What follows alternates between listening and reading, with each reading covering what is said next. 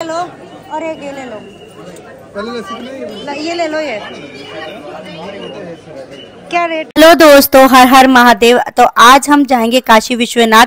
मैं काशी आ चुकी थी और मुझे था कि अर्ली मॉर्निंग ही मुझे जो भोलेनाथ है उनके दर्शन करने चाहिए थे, लेकिन मैं थोड़ा लेट हो गई ट्रैवलिंग की वजह से। लेकिन आज मैं ऑटो लेके बैठ चुकी हूँ। लंका गेट से हमने ऑटो लिया और हम जा रहे हैं विश्वनाथ के दर्शन करने। काशी की जो गलियां हैं वो ये भैया ऑटो में साथ आए थे, तो ये बोले मैं आज आपको काशी की गलियां दिखाता हूँ। और सामने जो आपको दुकान दिख रही है स्वीट की, इन भैया ने बताया बहुत साल पुरानी है, यहाँ से स्वीट बन के जाती है। और ये बनारस की गलियां देखो, सच में कितनी सकड़ी गलियां, जैसे मैंने मूवीज में देखी थी रियलिटी में वैसे ही काशी है। और यहाँ पे मॉर्निंग में आप देख सकते हैं कितना रश हो रहा है।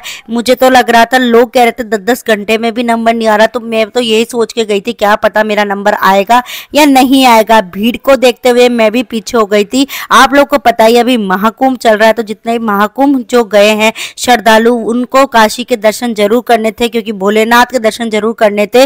तो बस हम लोग भी महाकुंभ से सीधा बनारस आ चुके थे। बनारस में वैसे मेरे भैया और भाभी रहते हैं, तो मैं रात को स्टे उनके घर पे ही कर रही थी। और हमारे साथ 2 लोग और थे, मेरी सिस्टर थी कजन, वो मेरे भैया के घर पे ही है, क्योंकि उसको किसी ने ये कहा कि 10 से 8 घंटे लगेंगे, तो वो दर्शन करने वो लाइन में आएगी लेकिन वो वापस चले जाएगी, क्योंकि उसको भीड़ में लगना बिल्कुल भी पसंद नहीं है। और यहाँ हम रवाना हो चुके थे और ये भैया हमें एक एक घाट दिखाते हुए लेके जा रहे थे। अभी आ गया है पांडे घाट, मतलब घाट हमने पैदल पैदल देखे। मॉर्निंग का टाइम था, मॉर्निंग में मैंने घाट देख लिए थे और रश आप देख सकते हैं। अब मैं यहाँ पे लाइन में लग चुकी हूँ और लाइन लग के मैं ऊपर पार कर चुकी हूँ। क्योंकि मैं नीचे थी तब मैं फोन बिल्कुल भी नहीं निकाल सकती थी, क्योंकि मेरा जो नया सूट था वो बिल्कुल फट चुका था।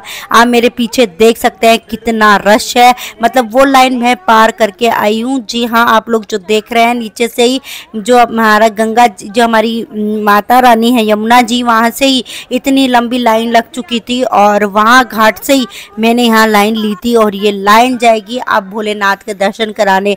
तो मैंने एक बार तो सोचा क्या पता मेरा नंबर आएगा भी नहीं आएगा। और इसी लाइन को, इसी भगदड़ को देख के जो मेरी कजन सिस्टर आई थी, मेरी बहन आई थी, वो वापस रिटर्न हो चुकी थी, क्योंकि उसने भीड़ देख ली थी।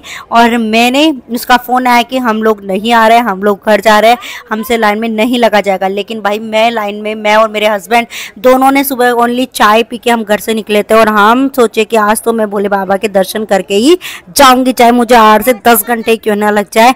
लेकिन हम लाइन में लगते रहे। और ये भीड़ देखो, इस भीड़ में कहीं ना कहीं मैं भी हूँ, क्योंकि मेरा सूट तो बिल्कुल फट चुका था। आगे से नया सूट पहन के गई थी, पर मुझे उसका दुख नहीं है।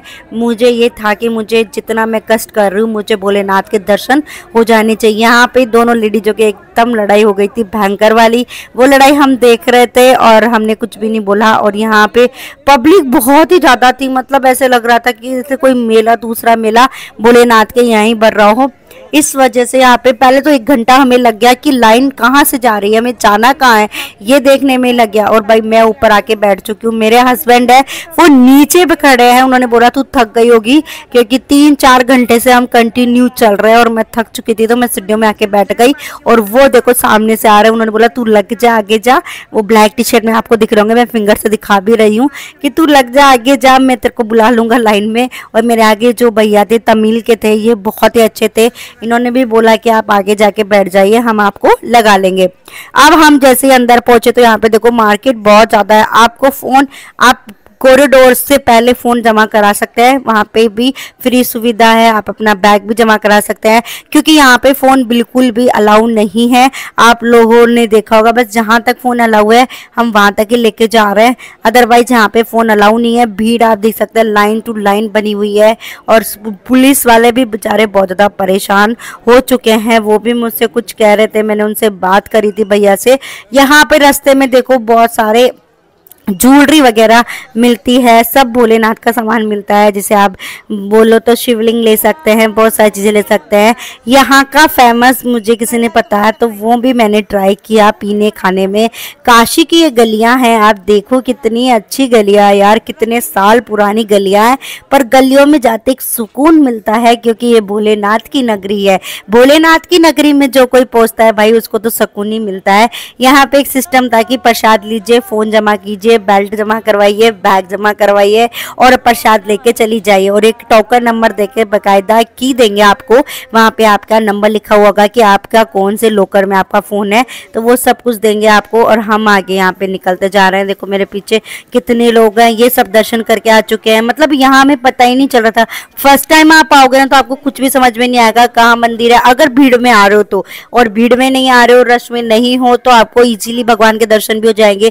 1 से 1.5 घंटा तो यहाँ पे नॉर्मल डेज में भी लगता ही है, और मेरे को लगने वाले थे भाई पूरे 6 घंटे, क्योंकि मैं टाइम टू टाइम देखती हुई जा रही थी। यहाँ से खाली 200 मीटर ही था भोलेनाथ का मंदिर। हर हर महादेव, नमो पार्वती पते, हर हर महादेव।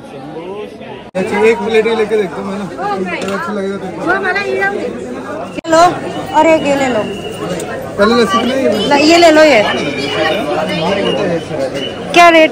तो हमने दर्शन कर लिए, उसके बाद हम आगे लस्सी पीने और मलायू खाने। कहते हैं यहाँ की सबसे फेमस चीज है मलायू।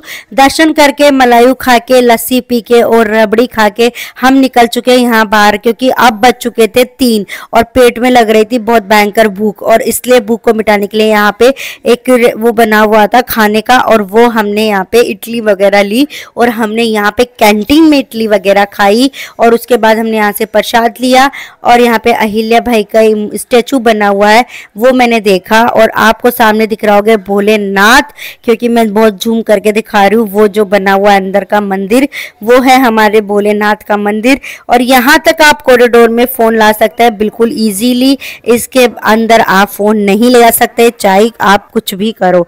उसके बाद हम चल दिए गंगा घाट पे, क्योंकि मुझे यहाँ पे बोटिंग भी करनी थी। और वैसे तो मैं बहुत अच्छे से तैयार होके आती, बनारसी साड़ी पहन के आती और अपना शूट करवाती, लेकिन इस रश को देखते हुए यहाँ पे बोटिंग की जो रेट है वो भी 3-4 हो चुकी थी। इसलिए मुझे किसी ने बोला कि इस बार नहीं, मेरे हस्बैंड ने बोला कि इस बार नहीं, हम नेक्स्ट टाइम फिर कभी आएंगे, तब फुर्सत से आएंगे। और काशी को एक्सप्लोर करने के लिए भाई 1 दिन नहीं चाहिए, कम से कम 2 या 3 दिन तो चाहिए। अगर आपको अच्छे से काशी को जानना है, भोलेनाथ की नगरी को जानना है, तो आपको बहुत टाइम देना चाहिए।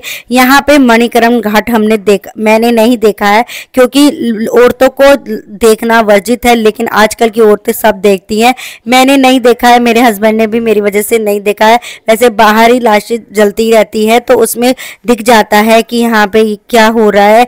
मतलब मणिकरण घाट एक ऐसा घाट है जहाँ पे 24 घंटे ही चलता रहता है। उसके बाद हमने यहाँ पे बोटिंग ली, ये शेयरिंग बोटिंग थी, ये हमें सही पड़ गई 150-150 में। आप देख सकते हो मेरा मुंह तो बिल्कुल उतर चुका है, तो इसलिए मैंने सोचा रहने दो यार। जब हमने कपल बोटिंग की बात करी तो उन्होंने 3500 रुपये हमसे मांगे, और वो एक छोटी बोटिंग थी उसके भी 3500 रुपये मांगे, तो मैंने मना कर दिया। अभी सूट भी फट चुका था और मुंह भी उतर चुका था, तो मुझे नहीं करनी थी। नेक्स्ट टाइम मैं जब भी बनारस जाऊंगी सच में 2-3 दिन का टाइम लेके जाऊंगी, और मैं अच्छे से बनारस को एक्सप्लोर करूंगी और आप लोगों को अच्छे डिटेल से समझाऊंगी, डिटेल से बताऊंगी, क्योंकि मेरे भैया भाभी यहीं रहते हैं, तो उनसे पूछ के मैं बनारस का एक एक चीज आप लोग को दिखाने वाली हूँ। आप लोग को वीडियो कैसा लगा? अच्छा लगा तो वीडियो को लाइक कर देना, चैनल को सब्सक्राइब कर देना। हर हर